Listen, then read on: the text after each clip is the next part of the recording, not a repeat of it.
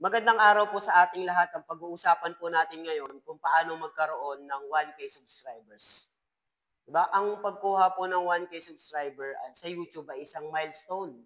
Lalo na kung nagsisimula ka pa lang. So ano yung mga tips, ano yung strategy para maabot natin to, yung 1K subscriber na to, o mga practical na mga tips para makuha mo ito. So kung hindi ka pa naka-subscribe, subscribe and like and comment and share na rin sa mga kaibigan natin para magdala po ito ng pagpapala po sa kanila. So ano-ano po yung mga pwede natin gawin para makuha natin to? Number one, pumili ng niche o tema ng channel. So mas madaling makabuo ng audience kung focus ka sa isang topic katulad ng gaming.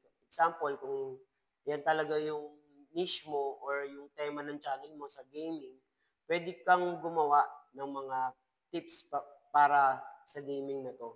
Paano maging magaling na manlalaro. So, yun. So, ano pa? Tutorial or daily vlogs. Pwede rin mga review or educational content or katulad ng example, matrix or language learning, katulad ng English, katulad po ng Japanese. Yung mga katulad po ng ganun. Pumili ka po ng niche or kung nag-iisimula ka pa lang sa pag-YouTube, pwede mo naman i-discover at mag-post ka ng mga video mo at kung ano yung at doon madi-discover mo kung ano talaga yung niche mo or yung tema ng channel mo. Kung ano yung nag-click doon, tapos pwede mo siyang ituloy-tuloy. Pwede mo siyang gawin ng mga video katulad ng ginawa mong video. So, ayun po yung una, pumili ng niche o tamang tema sa channel. Tema ng channel mo. Pangalawa, consistent and quality content. Mag-upload ng isa o tatlo kada linggo na mga video or weekly video. Gumamit ka ng mga video, audio or video, quality video, no, na malinaw yung camera, maganda yung cellphone na ginagamit mo. Pero kung nagsisimula ka pa lang, kahit yung simpleng cellphone lang, pwede mo magawa yan para makapagsimula ka na ng YouTube channel mo. Mag-upload ka ng, mag-edit ka kahit ng mga simple lang, katulad ng CapCut. Katulad ko po, yung ginagamit ko yung CapCut. Yung VN, ginamit ko na rin po yan, yung VN and KineMaster. Pwede nyo po yung gamitin at marami pa naman. Tulad ngayon, marami ng mga apps na pwedeng gamitin about video editing, katulad ng mga AI generator. Kung short yung gagamitin mo or may mga video or apps na pwede mong gamitin katulad ng ganun. So pangatlo, gamitin ang mga trending topics at keywords. Mag-research ng trending topics related sa niche mo. Yan, mag-research ka ng mga trending topics depende sa niche mo. Gumamit ng mga searchable titles at description. Example, top 5 best hero sa Mobile Legend 2025 kung gaming ka o nag-Mobile Legend ka o mga tutorial na pwedeng trending sa YouTube na pwede mong gawan din ng video katulad ng mga nagtitrending na mga video. Or katulad nito, example ulit, paano magluto ng adobo. Yung keyword doon, yung chicken adobo, pwede mong ilagay sa hashtags sa description mo, sa video mo, para makita nila, para ma-promote ni YouTube kung ano ba talaga yung video na nilalabas mo. Or makikita mo yun sa mga homepage na mga ibang channel para kung nag-search sila about sa pagluluto, makikita po nila yon. Searchable yung title na nilagay mo. So, pangapat, optimize ang thumbnail. Gumamit mo ng eye-catching na thumbnail. Huwag po clickbait. Kasi pwedeng hindi na po bumalik or hindi na talaga babalik yung mga viewers mo or pwedeng mag-unsubscribe yung mga nag-subscribe sa iyo dahil clickbait lang. Hindi naman talaga yun yung video mo pero 'di ba? Yun yung nilalagay mo dun sa thumbnail mo para hindi mawawala ng tiwala yung mga nanonood sa iyo kapag ginagawa mo po 'yan. So wag po natin gawin yung mga clickbait na mga topic ay na mga thumbnail na po 'yan. Lagyan ng text ang thumbnail para malinaw agad ang content na nilalagay mo. Kung ano talaga yung video mo ay nilagay mo dun sa content mo sa thumbnail mo para balik-balikan ka ng mga audience mo or mga nag-subscribe sa iyo. So, panglima, mag-promote sa social media. Yan. Share mo yung video mo sa Facebook. Kung nahihiya ka, talagang ganun sa umpisa, may chance din naman na mag-subscribe sila dahil kaibigan mo sila, pamilya mo sila. Pwede rin i-share mo sa Facebook group. Marami naman dyan Facebook group na pwede mong i-share. Katulad sa akin, Christian content. Pwede ko siyang i-share sa mga page na Christian Facebook page para mapanood po nila yung video ko na ginagawa. Or sa TikTok, pwede ka rin gumawa ng TikTok. Sa, sabi nga natin, Instagram. At marami pa pwede mong i-share sa Messenger. Kung gusto mo, isa-isahin mo sila. Pwede mo rin pong gawin yun. Pero may mga foul din po sa ganun eh. Pero depende po yan kung gagawin nyo po yan. So, pang-anim, engage sa audience. No, mag-engage ka sa audience, mag-reply ka sa mga comments, magpasalamat ka sa mga gandang topic, no, i-analyze mo, pwede ka rin magtanong kung ano yung mga pwede mo pang gawing video at para makita mo doon sa mga comment kung paano ka pa mag-improve at kung paano mo pa ma-engage yung mga audience na nanonood po sa atin. So, pang-pito, gamitin ang short.